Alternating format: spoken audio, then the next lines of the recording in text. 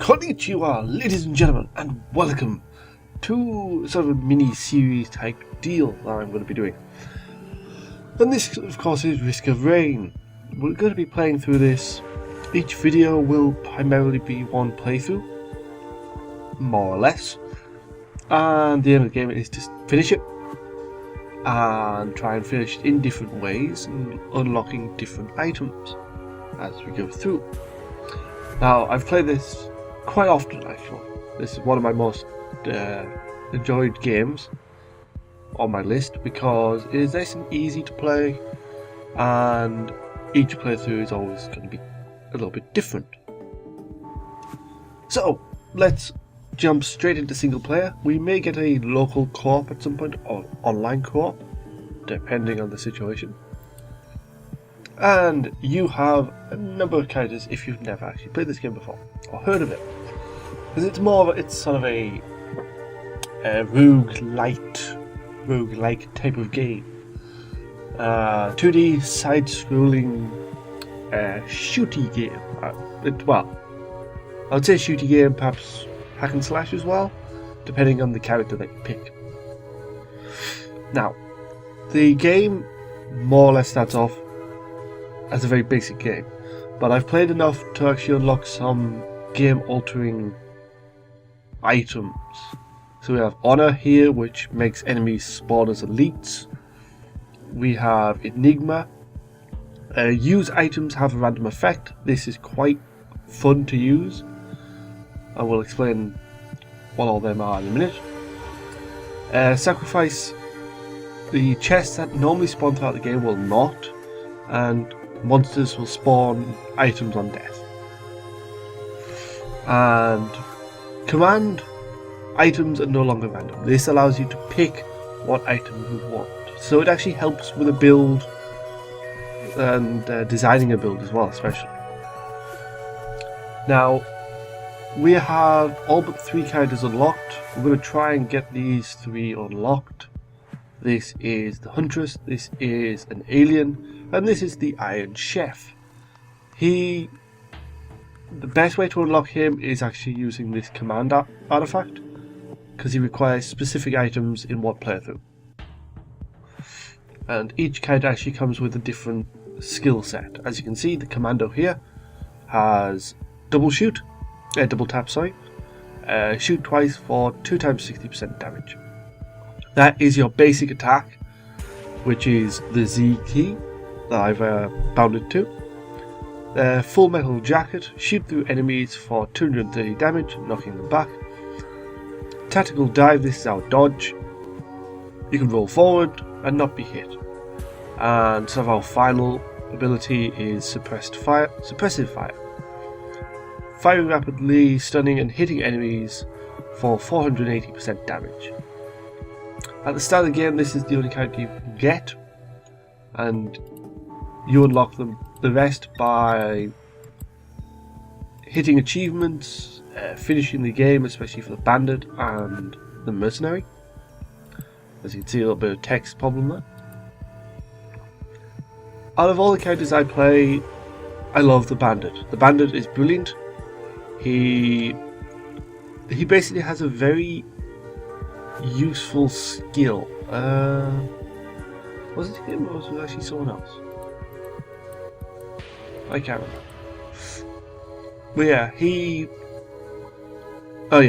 the Bandit fires Blast, which is a basic thing.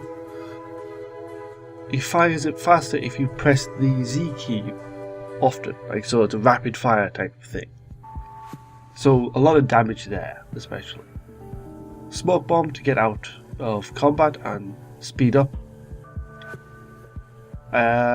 Lights Out is our final ability for him, and it's beneficial because if you kill an enemy with Lights Out, all your cooldowns are reset, which is brilliant. And Dynamite Toss is the explosive dynamite. But we're not going to be playing this character, even though I love him. I actually want to try and finish it with the Mercenary. The Mercenary is one of the few characters that are very unique in terms of this character, this one, this one are all ranged, where you have the miner, the loader, which is a badass character, the mercenary, and hand are more or less melee focused. But yeah, I'm going to play as the mercenary. He has a laser sword, he has whirlwind, he has blinding assault, which is sort of quite a cool little dashing skill, and eviscerate, which sort of makes you disappear and attack enemies for 6 times for lots of damage. Yes, I'm playing this on Drizzle, which is the easiest. Once we've unlocked everything and got a decent build, we'll be going up to Monsoon. But we're also going to be using Sacrifice, and I'll explain why when we go in. So here we are in the dried lake with the cursor out the way. This is actually all keyboard. So apologies, because you know what my Razer keyboard is like, it makes lots of noise. And as you can see, monsters are now starting to spawn in. So we dash around, we try and kill them off. As you can see, I've unlocked a item. Now, I've actually had that item before thanks to the command artifact, because that negates all unlocks. You can basically use them whenever. And a little bit of lag on my side. I'll explain a little bit about the map as well. Well, the UI. In the top corner, you have your money. Money at the end of a level gets converted into experience points, which is incredibly useful. So without the chests spawning, you're actually going to have a lot more money at the end of a mission. So a lot more experience points, a lot more fun, and you're going to be stronger at the end of the game. The game normally lasts about 4 levels, unless you're like me and accidentally go backwards on the last level. Here is the timer. The timer basically depicts how long you've been in the game, and at certain intervals it will actually increase in difficulty, which makes the game incredibly fun.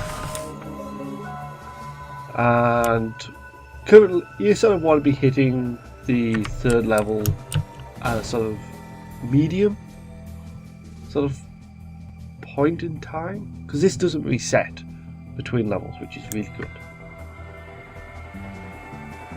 And that's what I mean about Monsoon, like picking a difficulty there. It doesn't really matter, because the enemies are going to get tougher, there's going to be more elites as the time goes on, and as you can see, we're sort of lacking in enemies. This is always the case, so aim of each level is to actually get to this this area, the teleporter. When you activate the teleporter, a boss will spawn, and lots of enemies will also spawn at the same time. As you can see, some more have spawned. I'm going to... Oh yes, I was going to explain this use item. Now most of the items actually have certain usability, so completely different from the passive effect that other items would give.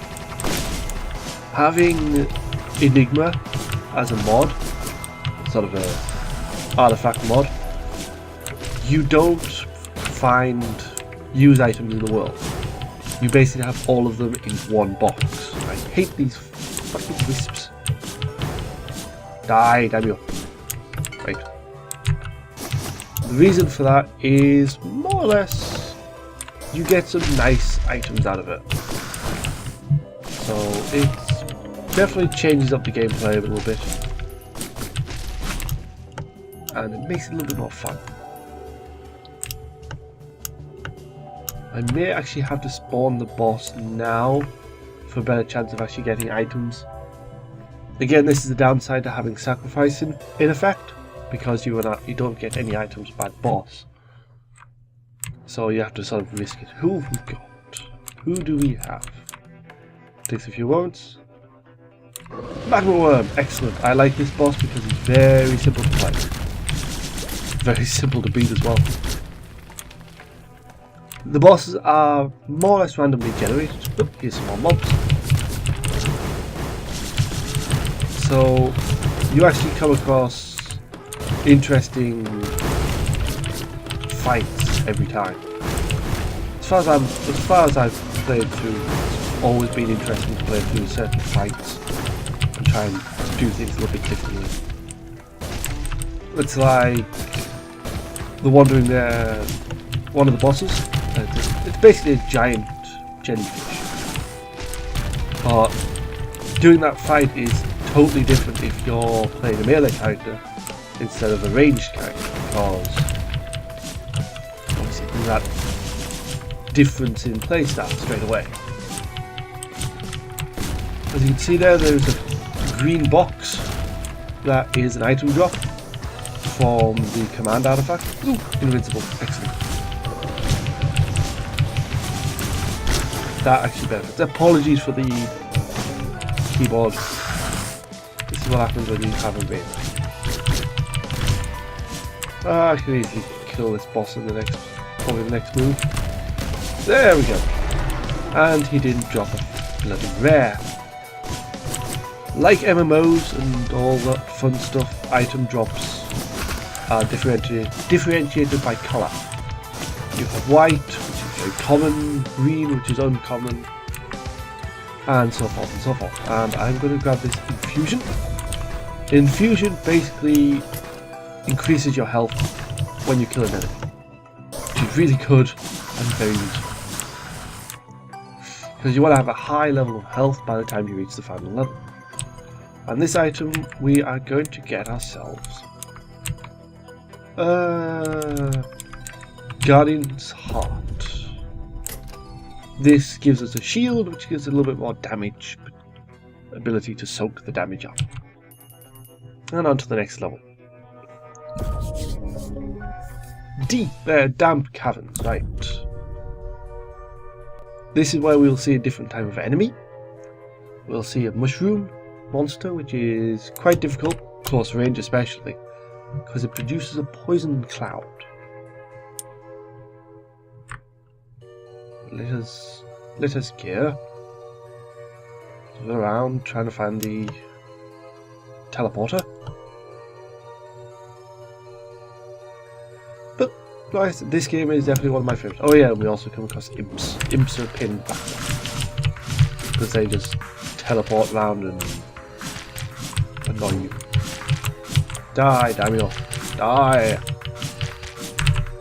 There we go. Ooh, you dropped an item. Excellent. This is a white item.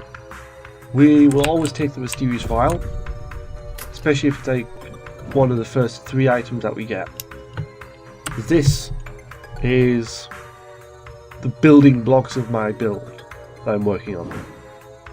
You have increased health regeneration.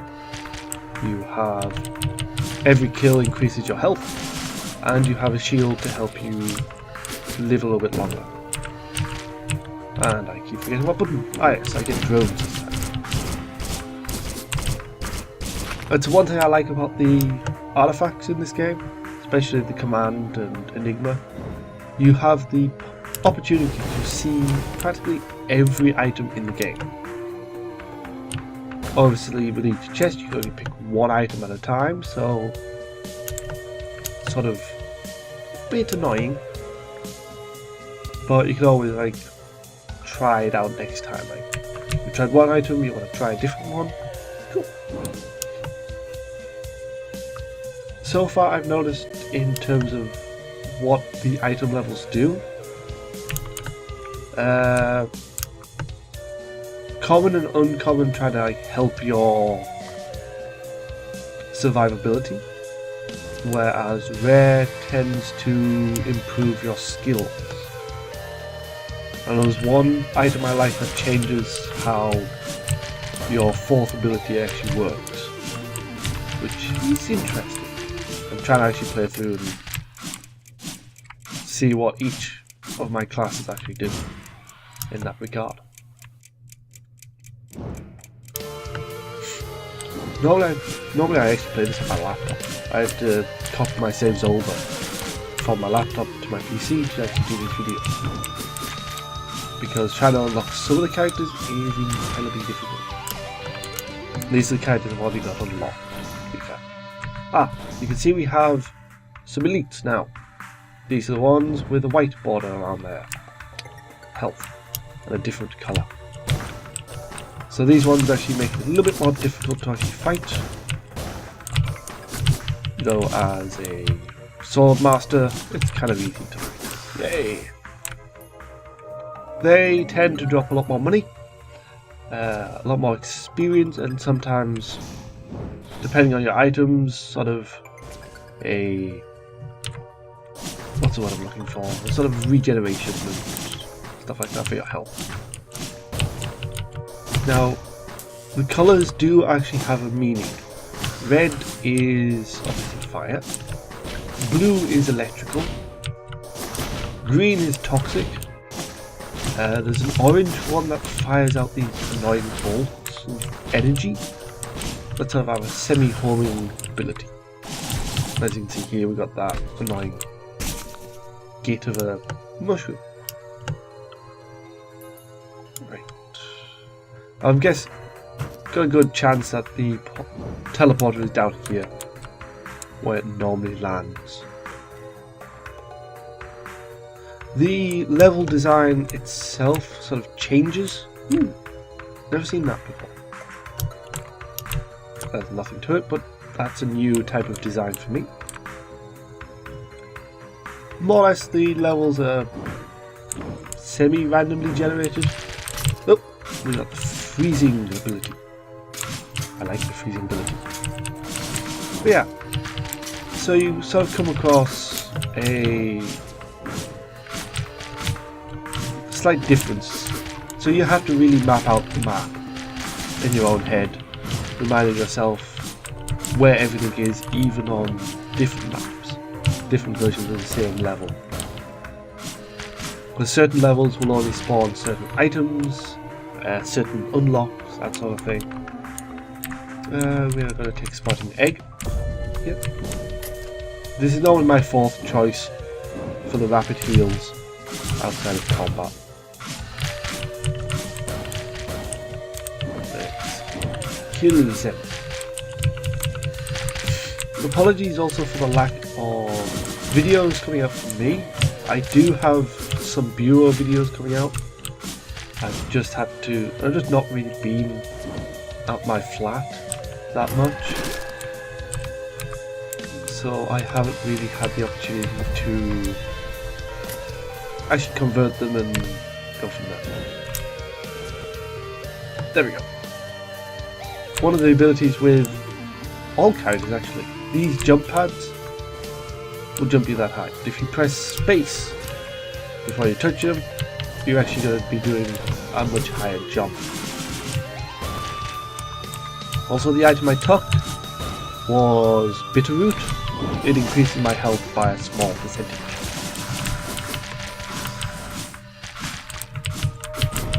I thought maybe if I do videos like this, I might be even doing This War of Mine, because I really like that game. It would actually give me an opportunity to get back onto YouTube a bit more and get around to actually doing more videos, because this is generally a quick game. And the other item I just took there, by the way, was a syringe. This improves my attack speed. And the Enigma artifact gave me a chest. It's probably going to give me a white item. Find out. Yep, white item. We will take another... let's see. What do we actually want? Do we want more? Oh, I can't actually pick them. That's annoying. We will pick a cube of meat. Because this actually, with every hit, like little blobs, as you can see there, little blobs of health come off the enemy, so it does come in handy. Especially in close quarters fighting. I must actually add a clover item onto this build. because that improves the opportunity for items to drop. It just increases the percentage a little bit more.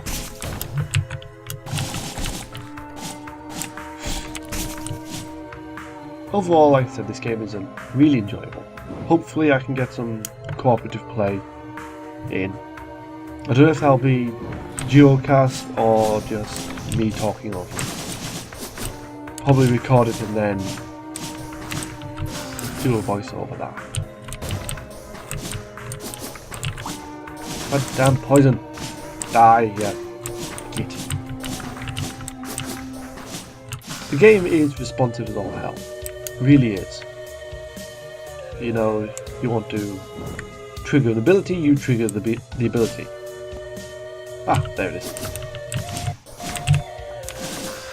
I'm just trying to figure out which boss I might be fighting. It might be Magma Worm again. There has been cases where I faced him like every level up until the last one. And up until the water one, which is normally 3. Let's find out what we get.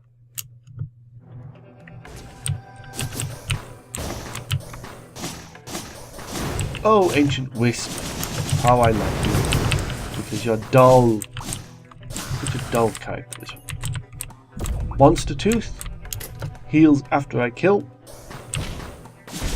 So, very beneficial. Oh god, that was dumb. That was dumb and damn. Oh god, there's actually those ones as well. Wow. Right, we must escape the pit of death. Yay. It's always funny to watch the enemies try and catch up with you on a jump pad. It's like, no. The enemy is highly amusing.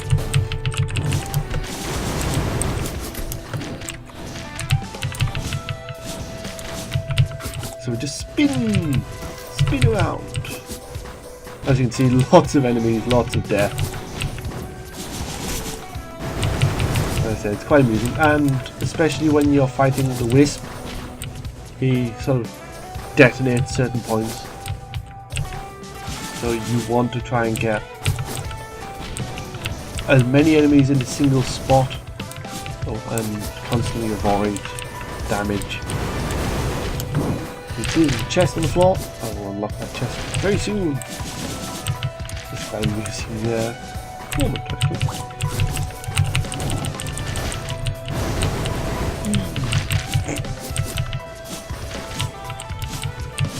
This is actually probably the best way to deal with a large group of enemies as a melee character. Whoa, god.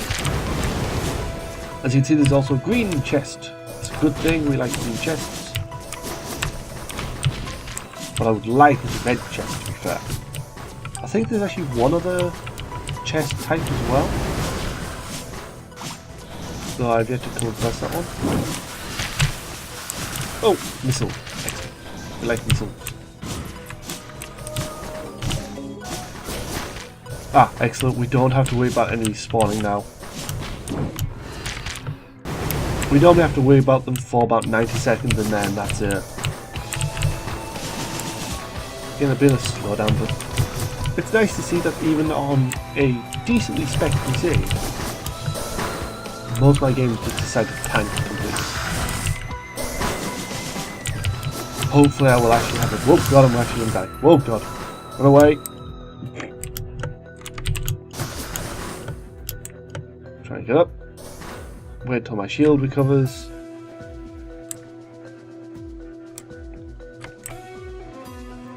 Yeah, I'd kind of like to get to a certain point in the game where, you guys are actually going to see a lot of the content. And not just me dying on the second level.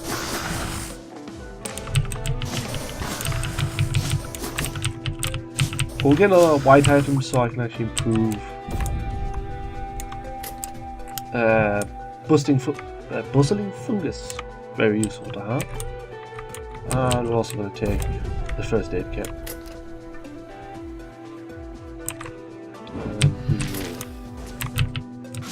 don't know why that guy just decided to spawn, but the hell with you. Not allowed to spawn near me. Thank you very much. just sort of stand here for a little bit. Oh god, I fell off. How did I fall? How did I fall off? Oh yeah, because that actually moves me forward a bit. Keep forgetting that. Right. Holy crap, that's already on to 15 minutes. Nearly.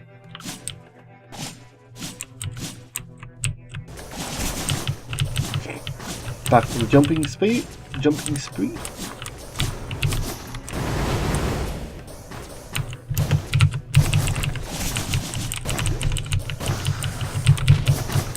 Yeah, that poison cloud damages you as long as you stand in it. Not as fun as it sounds. If it's possible for poison to sound fun, then I'm in a strange world. God damn it, die, you goddamn lizard thing. Now this boss will actually spawn other monsters afterwards. It's highly annoying, but what can you do?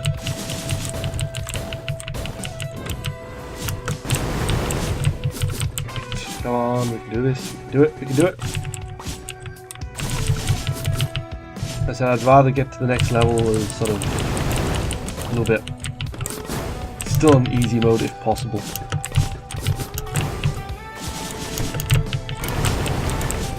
Next time I play through this, I might play through as the bandit to show you the differences between characters and different playstyles.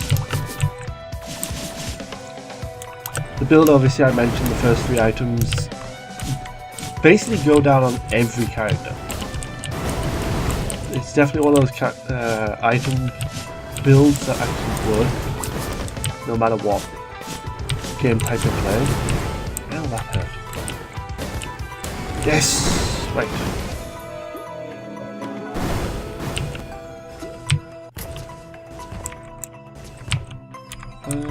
Excellent.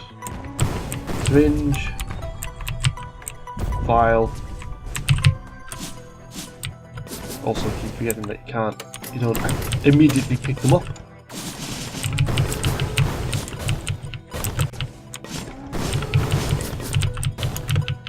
Kill. Not that I have missed doing the wheels, to be fair. We need Lucky Clover. We need Bustling Fungus. And kill this guy. No, come here. Check the embers. Embers don't really deal very well in close range scenarios, which is beneficial to us, but not to them.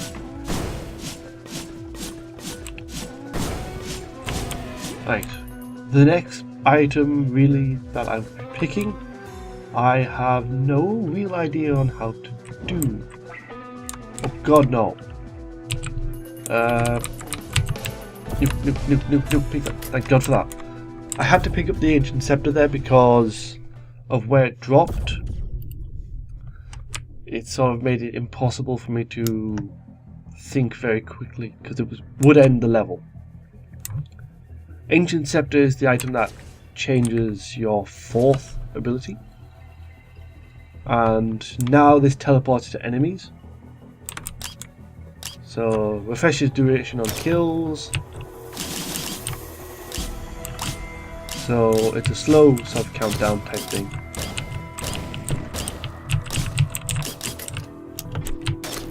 I've come across no Enigma pieces yet. That's sort of worrying.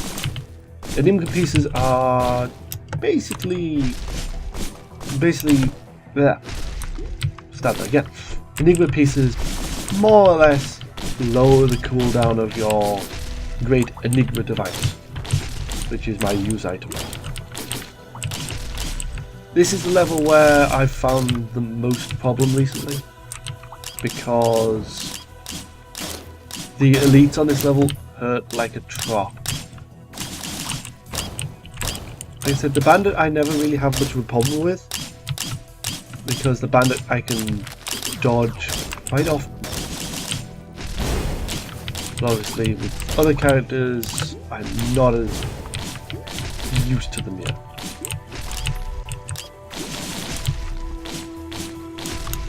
But like I said, since I'm still on easy mode, it's in terms of timer, I'm sort of alright at the moment.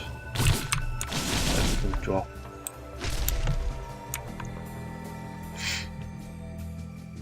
One of the stupid things that can actually happen, by the way, with the command artifact is you end up with a ridiculous amount of items. I think even with duplicates, on the last playthrough I had of this that unlocked the Mercenary, I had about 100 items. So I think I had like 100 plus, I think, to be fair. But my laptop was not happy about that in the slightest. Because there was a lot of effects going on, there was lots of damage, lots of intensive data gathering. Oh yes, these gates here, these are where artifacts will spawn if you unlock them. Have I spawned ghosts? No, I haven't.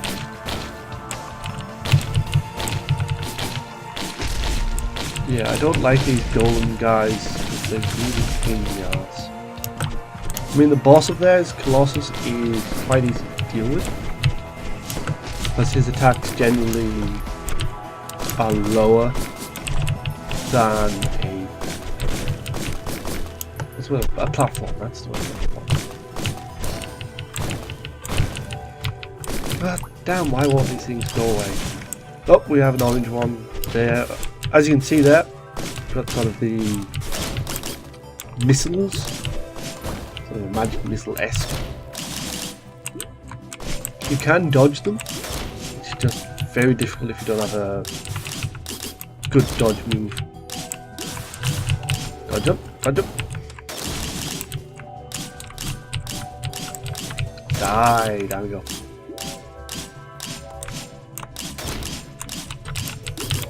I think that there is one more level after this, which is the temple. We've got the crown of thorns, basically.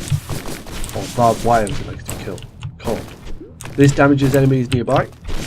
The more more barbed wire you have, the more damage you deal. General stuff. So it might be useless the way this is going. I'm about to die. Yep, I think I'm about to die. Yep. Balls! Well, we managed to make it to the 3rd level. So, next time we play, we will be playing as the bandit. And I probably have a much better chance of dealing with that. So until next time, folks, I've been Shadowbane. Thank you very much for watching, and I'll see you very soon. Ta-ta for now.